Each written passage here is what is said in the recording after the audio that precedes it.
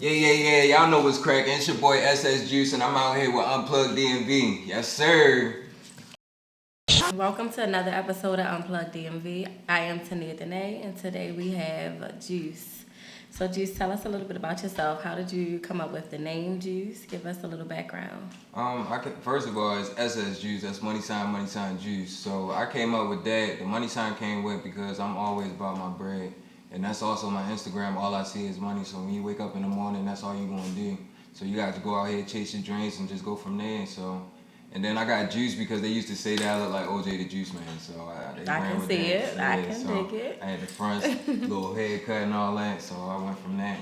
So, how far did you go back to making music? When did it all begin? I've been doing it all my life, but I really just started taking it serious probably like a good 4 years ago. So ever since then, I just been going full throttle. Okay, so when you were younger, did you have like friends and stuff around you, or who were some artists that may have inspired you to become an artist? Nah, I just did the music because, like, me personally, it's not a lot of people that you can go out here and vent to. So I just decided I could put it in my music. Other people out here can make music and got people to really relate to what they got going on. I was like, shit, I could do the same damn thing. So that's how I came along with that. So I just put all my pain and everything that I'm going through in life, all in my music. I think that's super dope because we gotta have different coping skills. Yeah, absolutely. Yeah. So what would you say your style of music is? I'm versatile, so I listen to anything like reggae, anybody trying to collab, I'm with it. Anything that could just go for the whole world and everybody could just come in and just listen to some good music. That's all I want. Do you see yourself? What's your creative process like when you're writing your music?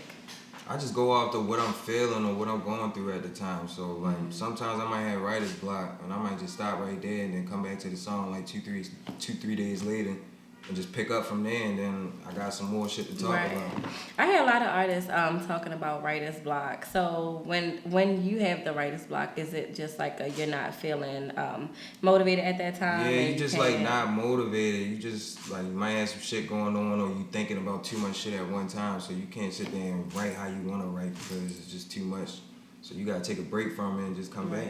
So is that how you get yourself out of it? Just giving yourself time, like a few days? That's why I don't rush none of my music. So I start something up. It might take me a month to do something, but at the end of the day, it's different moods each day. So you don't know what you might want to put into that next bar, or you might want to say you got this bar right here, then there's another bar right here. You might want to swap that around and add something else new that you went through the next day. You feel me? So yeah, so it's like kind of putting a puzzle together, kind of, sort of. Definitely a process. Yeah. Okay. So I want to dig into some of your who your inspiration is as far as like rap artists out here. Some people get inspired by Boosie. Some people get inspired by like Lil Wayne. Do you have anyone like that you look up to? Yeah, I definitely respect Boosie because he's just an all-time real nigga for real. He take care of people, everybody around him. I also fuck with Dolph too because he independent and that's how I'm trying to come. You feel me? So young Dolph, yeah, I'm definitely trying to get on his level. Is that also somebody that you see yourself collabing with in the future? I could collab with him if he I could do that, definitely. He can see that I'm building. I got my own campaign called Flossum Empire. So like, me coming up doing what he did and shit. You feel me? That's just nothing but motivation and shit for real. So I know if he can do it, I can do it too. Yeah. Okay. So what are some things that you wish, like seeing yourself now? Like you said, you just started about 4 years ago taking the music serious. Is there anything that you wish you had known before you got started, or do you wish you could have started a little sooner taking it serious? Me, I was always a knucklehead for real, so I was just all over the place, and then certain shit happened, and I was like, damn, everybody keep telling me I'm good at what I'm doing for real, so might as well just go ahead and apply pressure, especially when my brother got locked up, free YBG Sosa and shit, but once he got locked up, he told me go full-fledged and shit, so that's what I did for real. So free my brother. Okay. And so is there anything that you would say that you have to work on, or, as far as like bettering yourself when it comes to music? Networking more, going to different cities, stepping out of my comfort zone, building a team, building a street promo team. What's your comfort zone? What is your comfort zone? You don't like to network and go face to face? I mean, like, what I notice is, like, in your own city, you ain't gonna get as much love than when you go to a different state Thank or you. whatever. So that's why I said networking elsewhere, whatever. It's cool. I got my fan base up in the city that I'm in, so I'm not trying to impress nobody here. If my music flowing and going to club, all right. You feel me? Yeah, But you are one of like the first artists that we've interviewed that actually said that the support is, not as big as you wish it would be here. Yeah, people take this as a joke. I just feel like here is just like high school. Wherever popular and shit, that's where you gonna go at. You feel me? So. And you definitely feel like you get more love in different cities. Get all that. If you sitting there looking like a bag of money, you won. So that's all it is. I know I'm different, so I'm gonna just keep on expanding my wings somewhere else. So. Yeah. Where can you see yourself? New York, Atlanta? I can see myself everywhere. Somewhere in Hawaii, somewhere maybe the Caribbean with my feet up. You know what I mean? At the tiki bar, cutting up, rapping my song like you see it. I'm like, yeah, I'm gonna go crazy. Yeah. If you could open up for a big artist, who would it be? Aside from Young Dolph. I listen to a lot of people. I definitely do like Jeezy, Boosie. Definitely Rich Homie Quan. Okay, I like Rich Homie. I like Rich Homie. He cool. Yeah, like, and I can see the music and. Okay, I can see that. What's one fun fact that no one really knows about you? If you weren't doing music, what would you be doing? What I be doing? I don't know, flipping burgers or something. You know what? You are knucklehead. Exactly what you said in the beginning. Knucklehead. Okay. Give us some pros and cons of being an artist. Here's the trap. One pro is that you got a lot of people behind you. They support what you do. But at the same time, the things about that, you got a love-hate situation. So some people might not like what you're doing and might try to take you out. So you having all that fan base, it can also come with a lot of bullshit behind it. Right. And so is there any advice that you would give people who, allow those cons and things like that to affect them? Just stay out the way. Go to the studio when you need to. If anything is not about money, don't even go to it. Stay out the way. Just keep on pushing yourself in the right way. Don't go around negative vibes and just keep pushing. That's all I can say. Okay. I want to get a little bit more into you and your artistry. Do you have a manager? Yes, I have a manager. Shout out to Wisdom Court. Billy Live. Okay. Was your manager always with you? I just started with them like a few months ago. So we still building our foundation. So what is so a few months ago. So give me describe the different experience or the difference, in having a manager versus not. Because a lot of people, are conflicted about things like that, whether they should just, Yeah, I mean, it's all about who really believe in your dream for real. So he definitely saw what I had and all the potential that I got, and he reached out and he got a lot of connections as well. And he want the best for everybody that he artisan out here, you feel me? So I definitely salute him on that.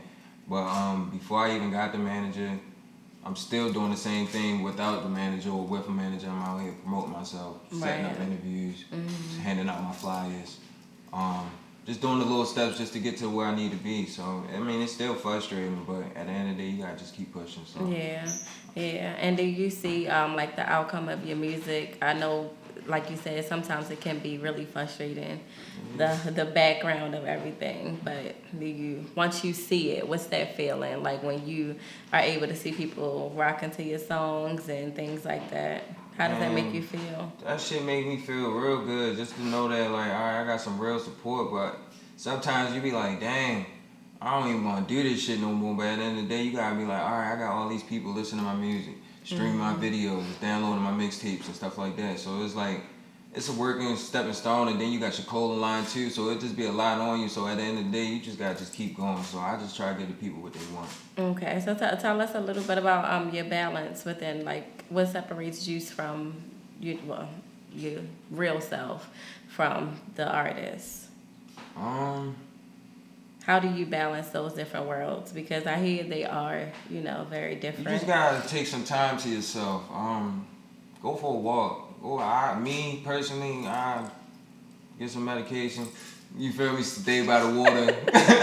I go by the water and just relax there for like 30 minutes, 45 minutes, just to clear my head, and then I leave there and just get back to reality.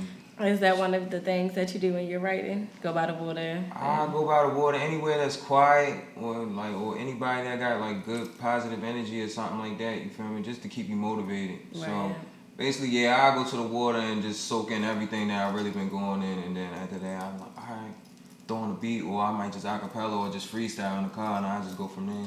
Okay, that's dope. So speaking, let's go back to the networking events and things like that.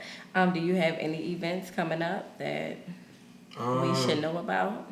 No, I don't. Actually, I don't have nothing coming up right now. I just been doing like a bunch of interviews and just trying to connect with a lot of people. So, Any performances or?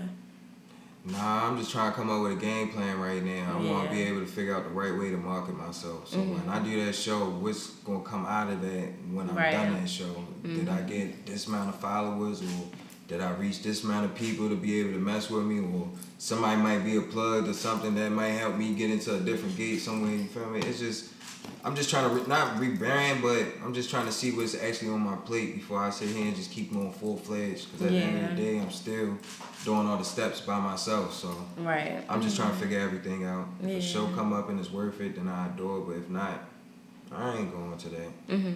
Do you like performing? I love performing. I go up there, take my shirt off and everything. I'm like the But you like to put on a show. I'm the Tasmanian devil and shit. You hear me? I think crazy. You should change your name to that. I don't know. But I'm trying to tell you, when I get that microphone in my hand, it's a whole different ball game. Sometimes and shit, I don't even see the crowd. I just see myself like I'm looking in the mirror. So I just do it for me at the same time, but I'm also doing it for the fans. Yeah, that's super dope. That's super dope. So let everybody know any future projects as far as like EPs or albums you have coming out and where everyone can follow you. Well, right now I got Broken But Not Broken. SSG's Broken But Not Broken. That's my EP. That's on all mainstreams. But as of right now, I'm just been working with a lot of artists in Baltimore and out of town, just building up my features, different fan bases, different ears, and I'm just going from there. Okay. And you plugged your social media again? You said, what is it? Your social media. Oh, my Instagram is All I See Is Money. So it's All I See Is Money. What you do in the morning, you're going to wake up and you're going to get to it. Okay. Thank you. That says Juice, baby. Yeah. All right. Well, we want to thank Juice for joining us today and having an amazing interview.